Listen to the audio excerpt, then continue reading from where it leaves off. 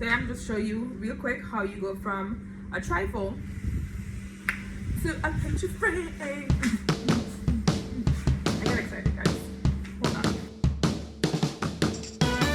Anyways, so the first thing you do, and just a demonstration, I'm not actually going to do it because I don't want to mash up this, I don't want to mess this one up. So the first thing I did was cut these off, cut off the sides. You take this, you go right where it meets, right here. Wow, I'm not even in camera. So this is just for demonstration purposes. Please don't go up on me. So lay it flat and cut it down. Take your time because you don't want to cut crooked and cut into the board, and that's just, we don't want that.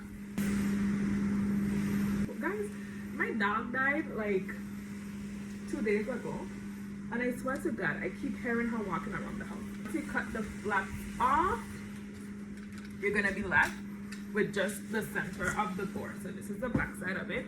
So you're gonna be left with a shape like this, right? Then you're just gonna use your pencil and a ruler and or a construction paper that you folded in half, and you're gonna use this to measure out how wide, how wide you want your frame to be. So honestly, these, if you look very closely, you have to have the, like, you can see like some lines on there. I honestly counted 10 lines in from here, 10 lines in, and then I traced out that line with my pencil, and then same thing, 10 lines in and trace down the line with my pencil. And then for the top, I wanted the top to be about 3/4 of the construction paper. So that's how wide the top would be. And I just traced the line going so. And then for the bottom, I wanted it to be the full half because I wanted the bottom to be, the bottom is head. Because mine is horizontal, not vertical. You can also do this vertically if you want to, your choice. But I'm doing horizontal. And then I did this, the whole half, and that was the bottom of my thing. And then once you have outlined your frame, again, I'm not gonna do this, this is just for demonstration purposes. It's gonna take too much time, and I do have other things to finish. I'm sorry, I really should have recorded myself doing it. Like, once you trace out your line, you're gonna go back in with the box cutter. You're gonna pierce the board, like you go ahead and say, and then you're gonna have like a little tiny hole, and then you're gonna use that, and you're gonna trace down on the lines that you stencil out. Take your time drawing out the line, make sure it's nice and as straight as you could get it. Mine's in straight. It wasn't straight when I dried, and it wasn't straight when I cut it. It is not straight. I have hard time with straight lines. But anyways, do it.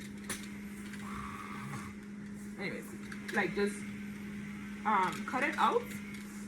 And once you cut it out, you're gonna end up with the middle coming out. So you're gonna push it out. So this is on my other board. So you're gonna push out the middle, and then this is gonna be the piece that you take out. This is not. So this is gonna be the piece you take out. So I took this out, and then you save these. Save all your pieces because you could use them for something else, and I'm gonna show you that later. So take them, put it to the side. End up with this shape minus the little extra stuff, but yeah, so you're gonna end up with this shape. And then this is the base of your photo frame, and then you just decorate it how you please. So I'll just show you guys quick, mostly how I did my letters, because these stuff are pretty self-explanatory. Printed a football, I printed the school emblem thing, I printed the degree. I printed this on computer paper, printed it out, cut it out, and then just pasted it onto a piece of poster board paper to reinforce it, so it's nice and thick, it's not flimsy. So that's why it's sticking so nice and straight and not bending because of that. So that's pretty straightforward. Same thing, anything that I print on computer paper, I reinforced it with a little bit of poster board paper, because poster board paper is thicker. With the exception of this hat over here, I didn't have the poster board paper as yet, so I reinforced it with 3 pieces of construction paper to the back. But this is also, but the point is to reinforce the printing paper because it's very thin. However, if you print it out on cardstock paper, you just have to cut it out and paste it wherever you want it to go. And then I'm gonna teach you guys how to do the letters, and yeah, letters are easy, but they are the most time consuming. So you have 2 choices. You can use glitter cardstock paper or metallic cardstock paper or just whatever color you want, and trace your letters onto it and then cut it out using your scissors and or your X-Acto knife. I'm sorry, this is probably the worst tutorial in the history of tutorials. You have to have patience and to get it to look nice, and you have to take your time because it is it's very time consuming when you have to do everything by hand, which is why I'm not going back to doing everything again. I'm just trying to get give you the basics because I really have to finish the other things that I have to do, but I wanted to at least give you guys an idea in case you need it. Yeah, we don't need this video at all. Wait. So you trace your letters. Like I said, I used construction paper, so I trace my letter in these, and then I'll show you guys a picture of what some of my letters looks like.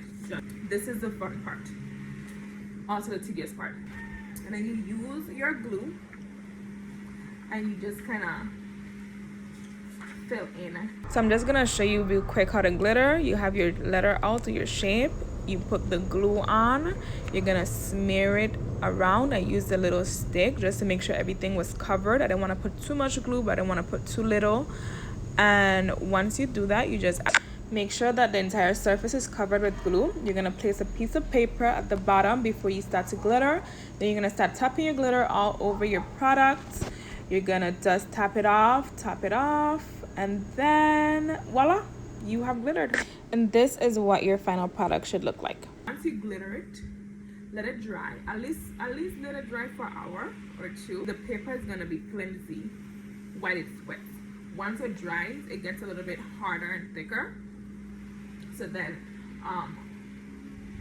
the fun part, after everything has been cut and glittered, you choose how you want to do it. So you line up. I first lined up my letters to make sure that they were in the right spots, and then after that, I used silicone glue to glue it onto the poster board. Couple reasons. This is stronger. The paper becomes a little bit thicker and heavier once you put the glue and the glitter on it. So I found that the school glue didn't hold it up as good as I would like to.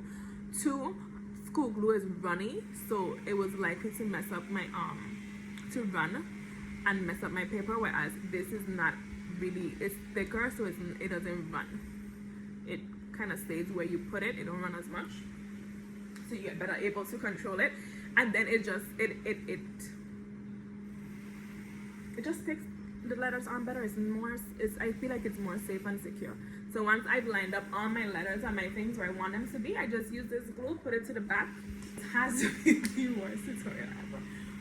Anyways, then once you're finished, you get a frame like this. So my frame says, "Congrats, Edward, class of 2020."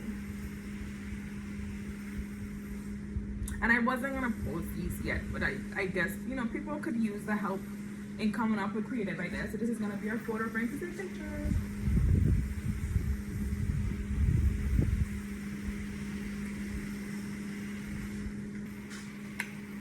Thank you for tuning into my channel. Okay, bye.